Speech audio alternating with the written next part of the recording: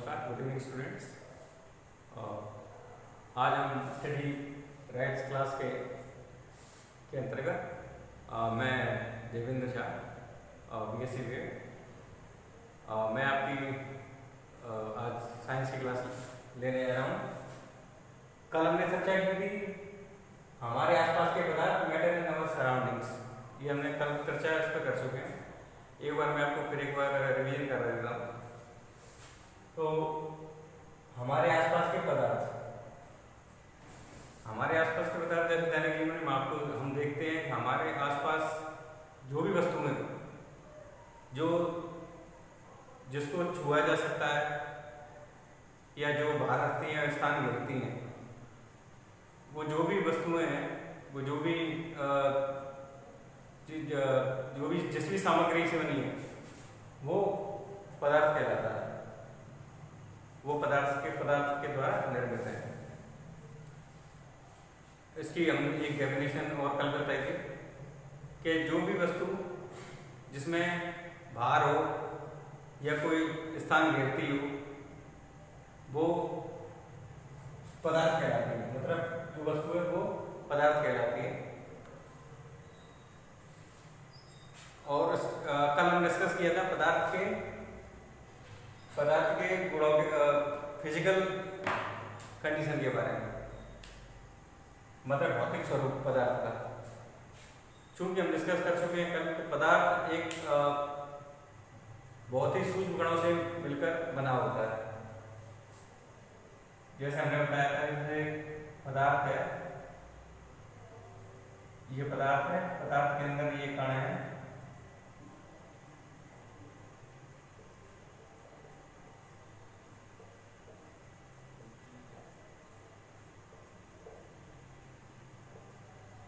ये कण बहुत ही सूक्ष्म होते हैं, इन्हें हम नेकेड आई से नहीं देख सकते, मतलब अपनी नग्न आंखों से इनको देख नहीं सकते। इतने छोटे कण होते हैं। ये पदार्थ इनसे मिलकर बना होता है। हमने कल देखा था, हमने बताया था कल इनके बीच में रिक्त स्थान होता है, रिक्त स्थान। ये आपस में गति करते हैं। क्यों गति करते हैं? तो इनमें गतिज ऊर्जा होती है, वो भी कल हमने बताया था। गतिज ऊर्जा। अब तीसरी चीज हमने जो देखी थी वो थी ये आपस में एक दूसरे से जुड़े रहते हैं, जिसको अंतर अणु बल। ये अंतर अणु बल होता है, ये इसकी सहायता से आपस में जुड़े होते हैं। तो ये कुछ उसकी भौतिक स्वरूप है। किसका?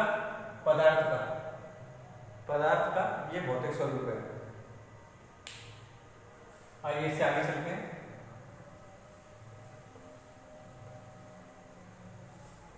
जैसा कि हमने कल बताया था, आज हम डिस्कस करेंगे, आज का हमारा टॉपिक है पदार्थ की अवस्थाएं, स्टेट्स ऑफ मैटर। तो जैसा कि हम जानते हैं कि पदार्थ जो है क्या है? पदार्थ जो है वो नॉर्मली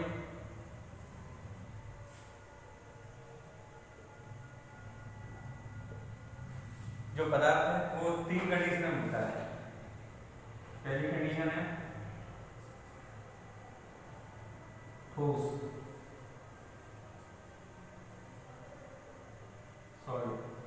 पदार्थ की दूसरी कंडीशन है द्रव,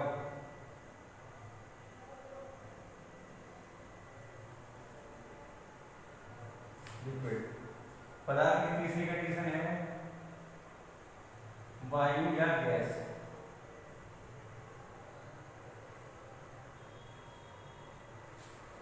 तो ये पदार्थ की अवस्था है।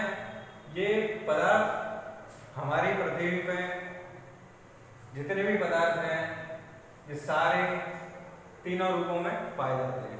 ये पदार्थ की अवस्था है, ठोस, द्रव और गैस या वायु। इसको हम ऐसे समझ लेते हैं जैसे हमारे दैनिक जीवन में जो चीजें उपयोग में आती हैं उनके द्वारा हम समझा जाए तो हमारा उसको हम आसान तरीके से हम समझ सकते हैं। जैसे ठोस क्या हो गया, ठोस के अंदर ले लेते हैं हम मकान बनाने में प्रयोग होने वाली, जिसको हम ईंट कहते हैं, वो।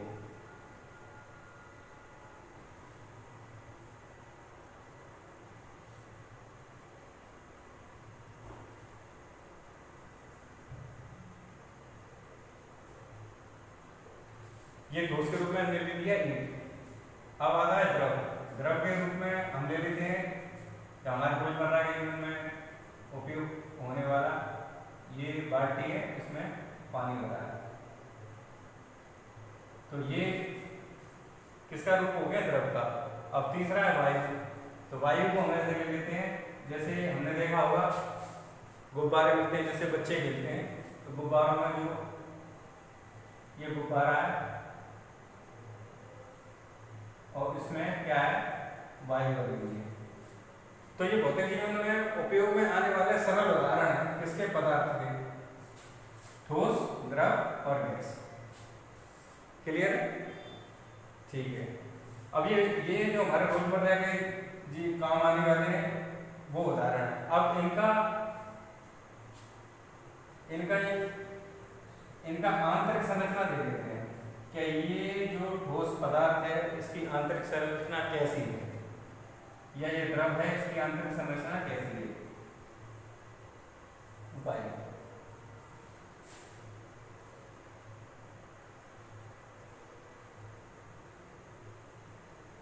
ये ठोस है।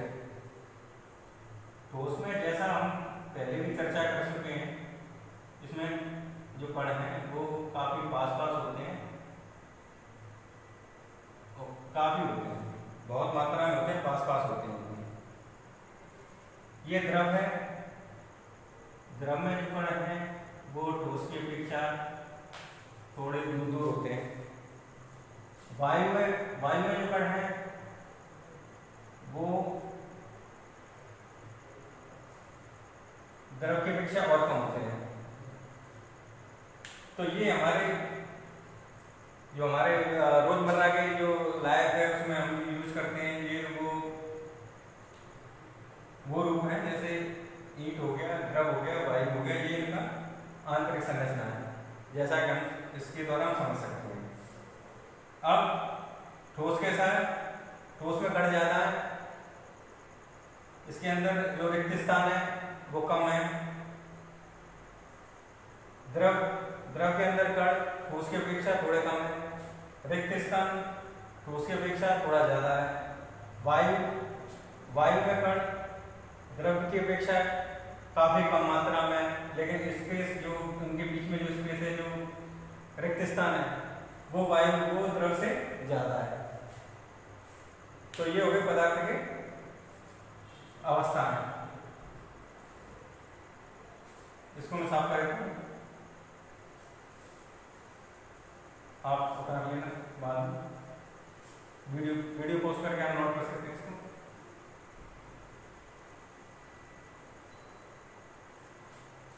अब इसकी अवस्था के बाद अब हम चर्चा करेंगे इसके गुणों पर, पदार्थ की अवस्थाओं के गुण।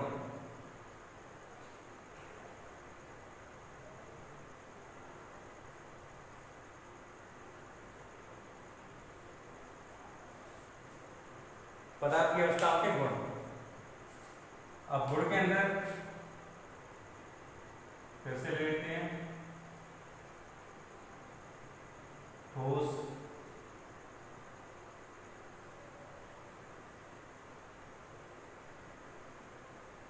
द्रव और गैस।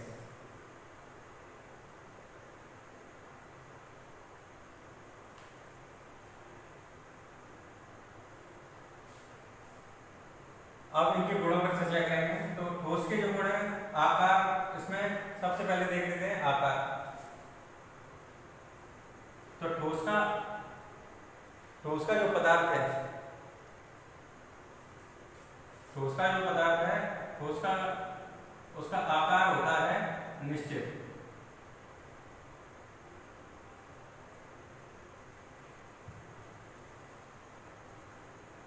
आकार कैसा होता है? निश्चित।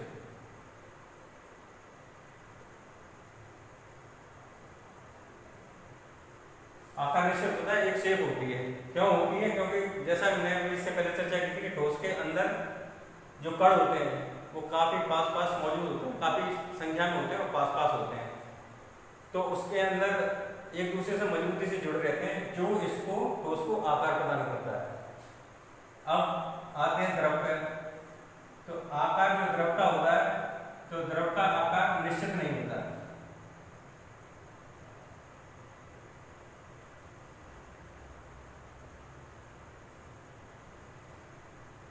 आकार निश्चित नहीं होता। आकार निश्चित क्यों नहीं होता है? तो जैसा हमने इसका आंतरिक रचना देखी थी, इसके अंदर जो कण है वो काफी पास पास है, और इसके अंदर जो कण है इससे थोड़ा कम मात्रा में है, और उनके बीच में गैप ज्यादा है, उनके बीच में स्थान, रिक्त स्थान ज्यादा है। तो रिक्त स्थान ज्यादा है तो उसके कारण कण अपने स्थान से एक गति करते हैं, तो उस कारण द्रव की जो आकार है वो निश्चित नहीं होता, आकार निश्चित नहीं होता। ये जिस बर्तन में इसको डालो ये उसी का आकार ले लेता है। हाँ, आयतन निश्चित होता है इसका।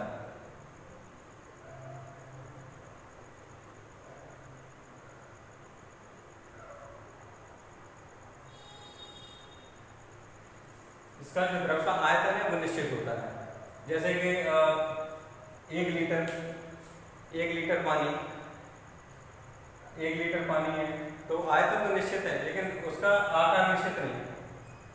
अब 1 लीटर पानी को हम किसी दूसरे बर्तन में डालेंगे, बड़े बर्तन में, तो वो 1 लीटर रहेगा लेकिन उसका आकार निश्चित नहीं है। अब गैस का भी आकार निश्चित नहीं होता।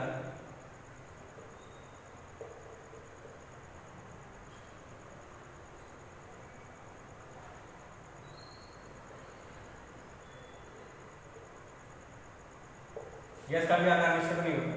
गैस का आकार क्यों नहीं निश्चित नहीं होता है? क्योंकि गैस के अंदर भी जो कण है वो काफी कम मात्रा में होते हैं, उनके अंदर जो गैप है, रिक्त स्थान है, वो काफी ज्यादा है, इसलिए कण इधर उधर मूव करते हैं, इधर उधर, तो इसलिए इसका आकार निश्चित नहीं है। अच्छा, एक और बात, इसकी कोई सीमा भी नहीं होती।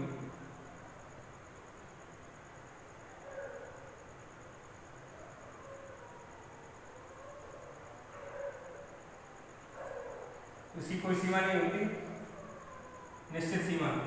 ठोस की सीमा निश्चित होती है।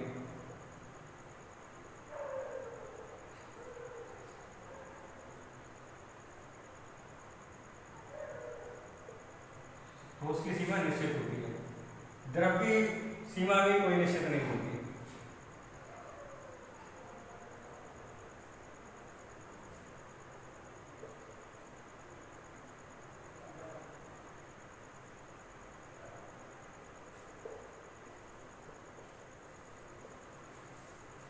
हमने आकार की चर्चा की, ठोस का आकार निश्चित होता है, द्रव का आकार निश्चित नहीं होता है, और गैस का आकार भी निश्चित नहीं होता है।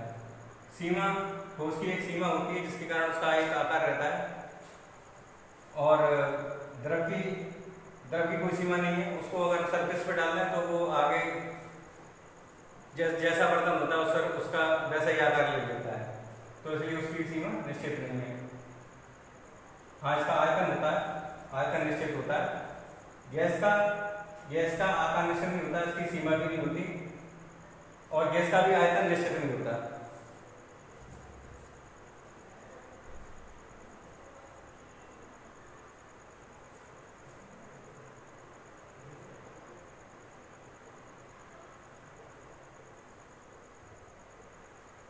गैस का आकार निश्चित नहीं होता। गैस का आकार इसलिए निश्चित नहीं होता कि जैसे हम देखते हैं कि कोई 5 लीटर की कैपेसिटी वाला जो वो है सिलेंडर, तो उसको हम बड़े सिलेंडर में डाल, उसको गैस को बड़े सिलेंडर में डालेंगे तो वो उसका उतना ही रूप ले लेगी। क्यों ले लेगी? क्योंकि उसके जो कण है उसके बीच रिक्तस्थान काफी ज्यादा है और तो वो स्वतंत्र मात्रा में इधर उधर घूमते हैं, तो इसलिए उसका आकार निश्चित नहीं होता है। अब हम बात करेंगे संपीड़न की, संपीड़ितता।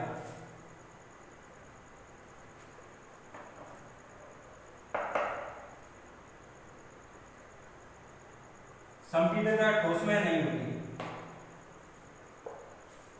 ठोस को संपीड़ितता ठोस में नहीं होती। संपीड़ितता माने दबाना, कंप्रेस करना, तो वो ठोस में नहीं होती।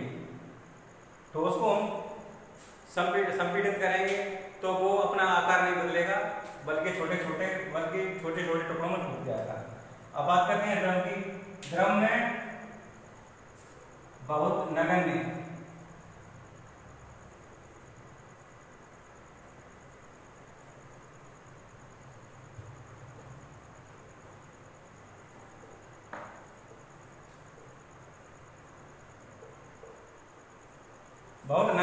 संपीड़ितता होती है, कंप्रेशन बहुत कम होता है द्रव में, और गैस में यह सबसे ज्यादा होता है। उच्च संपीड़ितता,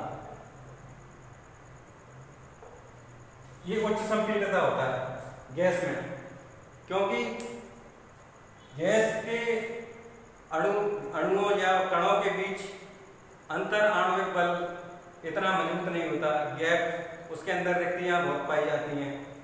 इसीलिए जब उस पर प्रेशर डाला जाता है, उस पर दाब डाला जाता है, तो उसको एक जगह कंप्रेस कर सकते हैं, मतलब एक संपीड़ित उसको कर सकते हैं। तो गैस में संपीड़ितता सबसे ऊपर होती है।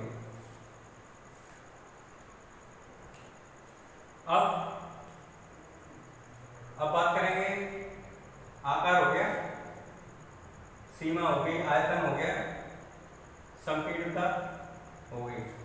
अब हम बात करेंगे, अच्छा द्रव में एक और गुण होता है। द्रव में क्या होता है? भाव।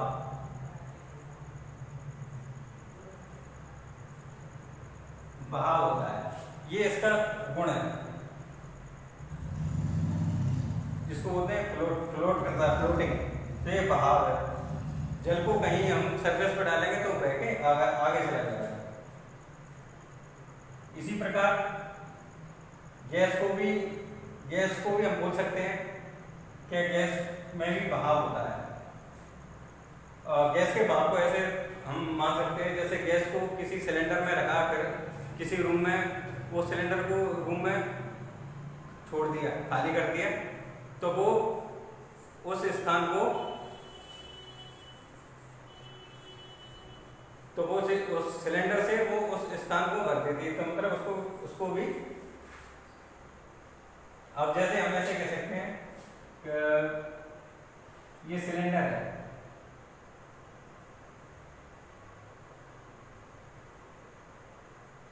ये क्या सिलेंडर है। अब इसमें से कभी बार हमने देखा होगा, घर में काम करते हुए रसोई में गैस लीक हो जाती है। तो गैस लीक हो जाती है तो उसको वो पूरे, अगर किचन से धीरे धीरे वो पूरे घर में फैल जाती है। तो ये भी एक इसका गुण है। ठीक है, अब ये आपको समझ में आए होंगे ये गुण इसके। अब हम थोड़ा आगे चलते हैं। हाँ, संपीड़ितता में आपको एक और बताऊं, संपीड़ितता के उदाहरण।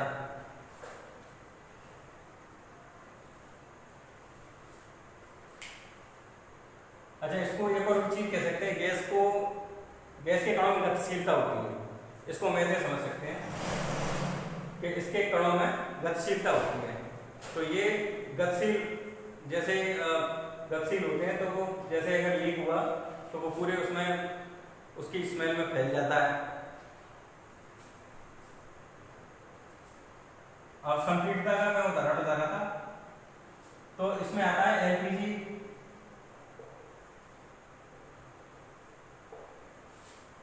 LPG liquid petroleum gas. Liquid petroleum gas क्यों है? क्योंकि ये गैस की अवस्था में होती है, जब इस पर उच्च दबाव डाला जाता है तो ये लिक्विड में बदल जाती है। और इसका एक और उदाहरण है ऑक्सीजन सिलेंडर।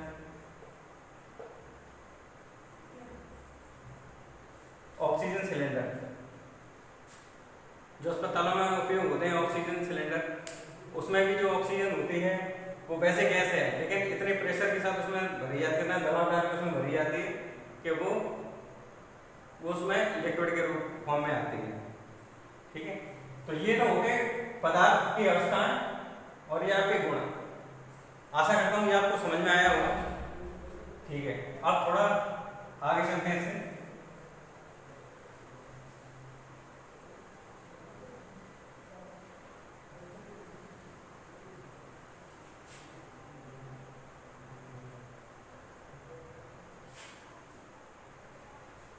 पदार्थ के अवधारणा के बाद हमारा जो नेक्स्ट टॉपिक है वो है पदार्थ की अवस्थाएं, पदार्थ की अवस्था में परिवर्तन।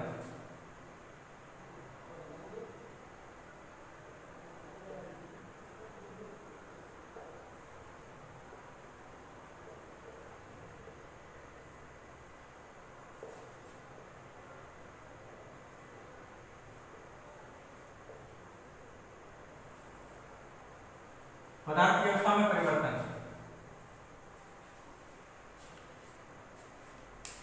तो इसको हम पदार्थ की अवस्था में परिवर्तन कैसे होता है, तो इसका एक मुख्य कारण है, पदार्थ की अवस्था में परिवर्तन का सबसे मुख्य कारण है ताप और दाब। तो इसको हम अगेन दो उसमें डिवाइड कर लेंगे।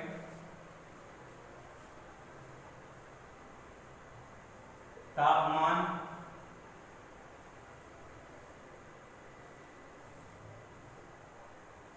में परिवर्तन,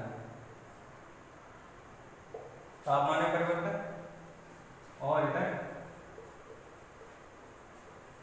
दाब में परिवर्तन।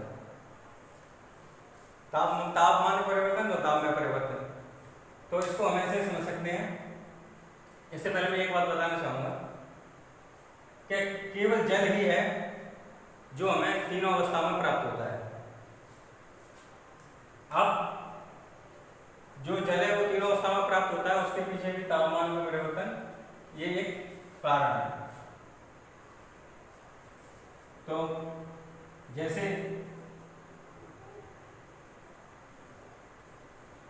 जल हमें तीनों रूपों में प्राप्त होता है। कैसे? मतलब जो द्रव है तो उसके अंदर जल है, तो जल हमें बर्फ ये हो गई ठोसरू, और दूसरा जल, इसको जल की जगह हम द्रव कर देते हैं।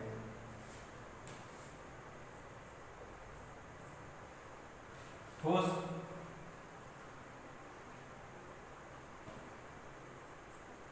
द्रव, जल और द्रव,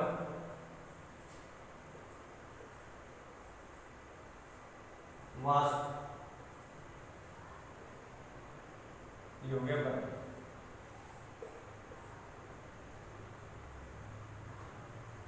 ये हो गया बर्फ। अब ये जो द्रव में जो जल है वो तीनों अवस्था में प्राप्त होता है।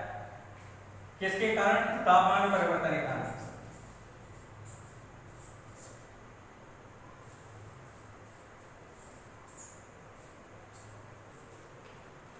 अब जैसे बर्फ है, इसका हम ऐसे उदाहरण दे सकते हैं।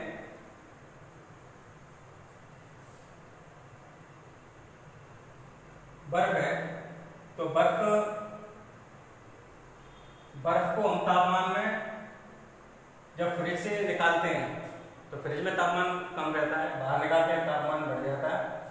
तो जो कंडीशन है वो फिर जल में बदल जाती है। तो इसकी अवस्था में परिवर्तन हो गया। बर्फ को जैसे फ्रिज से बाहर निकाल के रखा तो वो धीरे धीरे पिघलने लगी और वो जल में बन गई, जल में परिवर्तित होती है। तापमान परिवर्तन, तापमान फ्रिज के अंदर ज्यादा है, वो थोड़ा बहुत कम है, और बाहर तापमान ज्यादा है। अब जल को जैसे हम गर्म करते हैं किसी तापमान पर, जल को हम किसी तापमान पर गर्म करते हैं तो वो वाष्प में परिवर्तित हो जाता है। तो ये आपने देखा तापमान में परिवर्तन, बर्फ से तापमान परिवर्तन हुआ, जल से वाष्प में। अब इसको हम उल्टा भी कर सकते हैं, इस परिवर्तन में उल्टा भी कर सकते हैं। तापमान में जहां हमने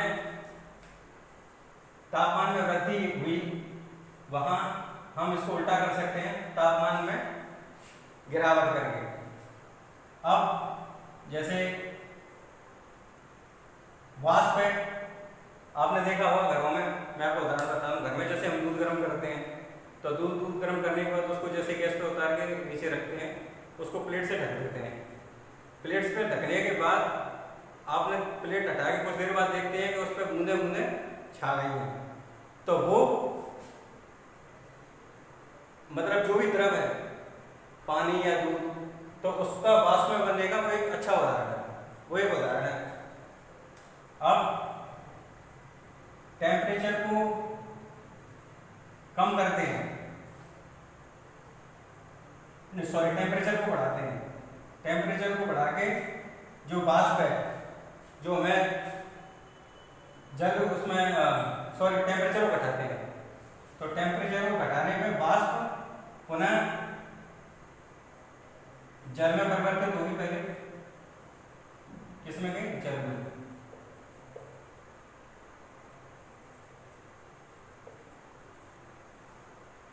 वाष्प जल में, और जल टेम्परेचर, जल में परिवर्तित, टेम्परेचर को और घटाते हैं तो जल बर्फ में बदल जाएगा। बर्फ क्या हो गया? ठोस। तो यहाँ वाष्प तापमान में परिवर्तन करते हैं, तापमान को कम रखते हैं तो वाष्प जल में और जल बर्फ में परिवर्तन हो जाता है। तो ये तापमान, ये आपके तापमान में परिवर्तन के ये कुछ उदाहरण है।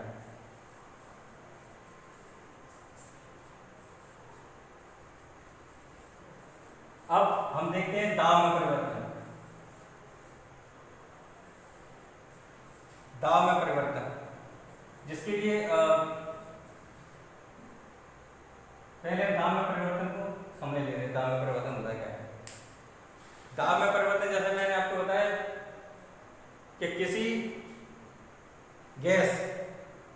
गैस पर जब हम एक दाब डालते हैं, एक प्रेशर डालते हैं, तो उसके अंदर मौजूद जो कण हैं उनके अंतर्गत जो खालिस्तान होता है या अंतरणक बल होता है, वो कंप्रेशन से या दबाव से वो पास में आ जाते हैं। पास में आ जाते हैं तो वो जो गैस है वो द्रव में परिवर्तित हो जाती है। इसके लिए हम एक उदाहरण लेते हैं। आपने लाइटर देखा होगा, जैसे लोग बीड़ी सिगरेट पीते हैं, वो लाइटर देखा होगा। तो आपको मैं आपको देखा हूँ,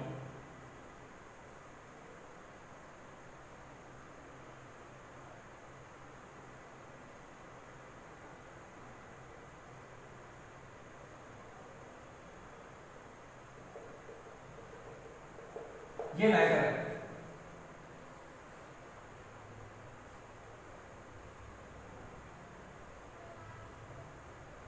ये लाइटर है। लाइटर में ये गैस भरी है लिक्विड कंडीशन में, लिक्विड पेट्रोलियम गैस, क्योंकि दबाव में परिवर्तन, दबाव डालने के कारण जो गैस है वो लिक्विड में परिवर्तित हो गई है। अब हम क्या करते हैं, अब जैसे ही हमने इसको ऑन किया, जैसे ही हमने इसको ऑन किया तो ये पुनः गैस ऊपर, गैस वायु के दबाव में आके जलने लगती है।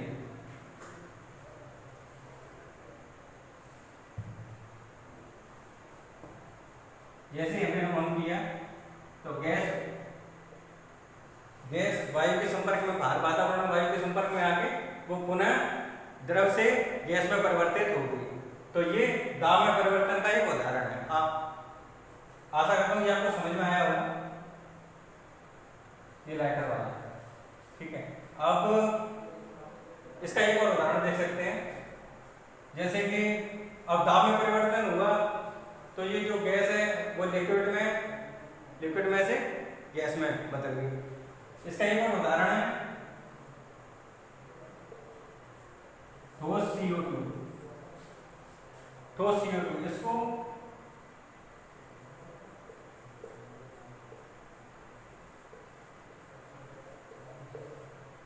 इसको ड्राई आइस भी बोलते हैं, ठोस CO2 को। तो ठोस CO2 को ड्राई गैस बोलते हैं। तो ये भी दाब में परिवर्तन का एक उदाहरण है। इसको कैसे बनाया जाता है, जैसे कि CO2 गैस को उच्च दाब पर जब हम रखते हैं तो CO2 के अंदर उपस्थित कण और उनमें उसके अंदर जो भी रिक्त स्थान होता है वो गैस के जो कण है वो दूर होते हैं, वो अत्यंत पास में आ जाते हैं। किसके कारण? दाब के कारण। अब दाब के कारण पास में आ जाते हैं तो ये जो CO2 गैस है वो सीधे लिक्विड में ना परिवर्तित होके सीधे ठोस में बदल जाती है, जिसको ठोस ड्राई आइस कहते हैं। ड्राई आइस का उपयोग मैं आपको बताऊं, आपने आइसक्रीम की दुकान देखी होगी। आइसक्रीम की दुकान में जो वेंडर होते हैं वो जो आइसक्रीम लाते हैं फैक्ट्री से, जो उनमें दुकानों में सप्लाई करते हैं, तो वो ड्राई आइस का उपयोग वहाँ करते हैं उसको उसकी कंडीशन में रखने के लिए। तो ये आपका दाब में परिवर्तन, ये आपको समझ में आ गया, ये पदार्थ की अवस्था है। इसको साफ कर दूं।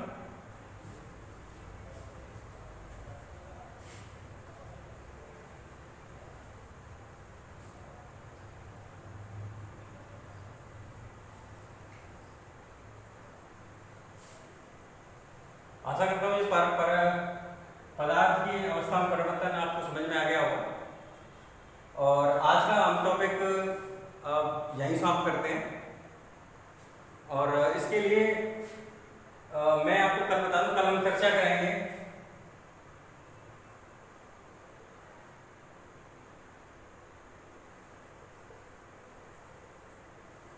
वाष्पीकरण पर। वाष्पीकरण,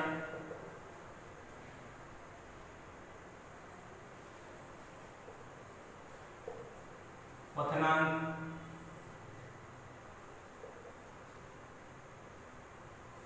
वाष्पीकरण, क्वथनांक और गलनांक।